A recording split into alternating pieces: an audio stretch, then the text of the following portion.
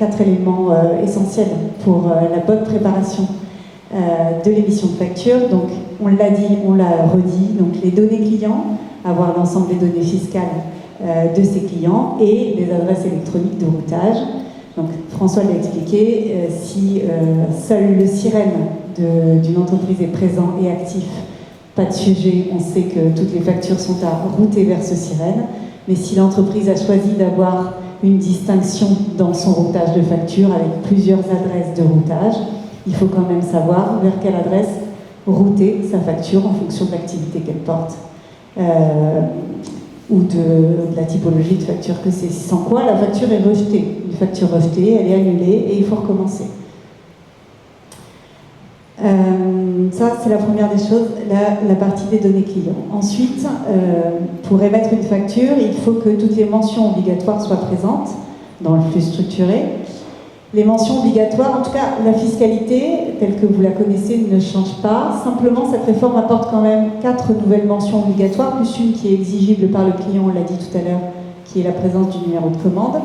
Donc il faut s'assurer que l'ensemble des données que vous avez dans vos systèmes d'information, dans vos outils de facturation, permettent d'alimenter l'ensemble des balises obligatoires de ce format structuré, en intégrant ces 4 nouvelles mentions obligatoires que sont le numéro de sirène de l'émetteur, jusqu'ici ce n'était pas une donnée obligatoire, celle de la TVA intracommunautaire l'était, l'adresse de livraison, si elle est différente de l'adresse de facturation, c'est une donnée qui est devenue obligatoire.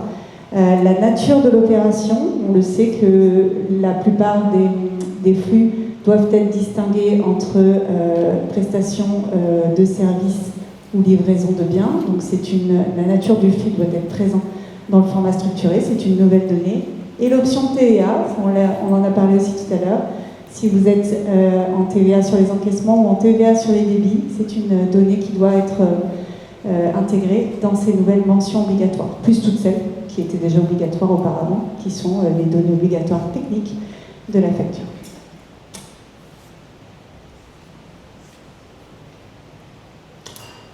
Troisième élément clé, le mapping des données, qui est, pour moi, je pense, la difficulté majeure de cette partie émission de facture, puisqu'une fois qu'on a compris l'ensemble des données, l'ensemble des données obligatoires dans le flux structuré, il faut s'assurer qu'on dispose de bien de l'intégralité de toutes ces données. Chaque cas d'usage apporte parfois des données complémentaires obligatoires. Je parle par exemple de type de mention auto-liquidation dans certains types de cas, donc ça devient une donnée obligatoire selon la nature de facture.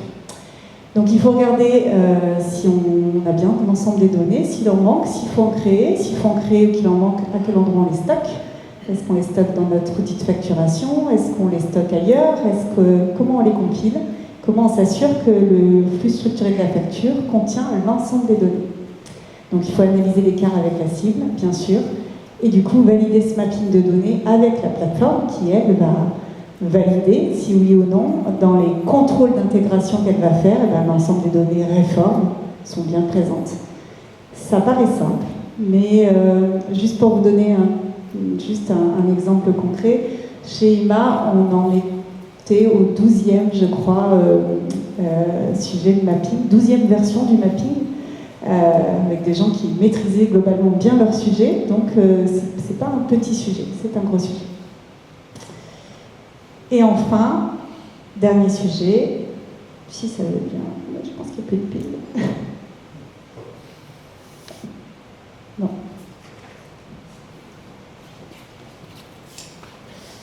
Ah, ça y est, le dernier sujet, c'est bien sûr lié au cycle de vie, je ne reviens pas dessus, mais sur la partie émission de facture, il y a un cycle de vie qui est absolument primordial, c'est le statut encaissé.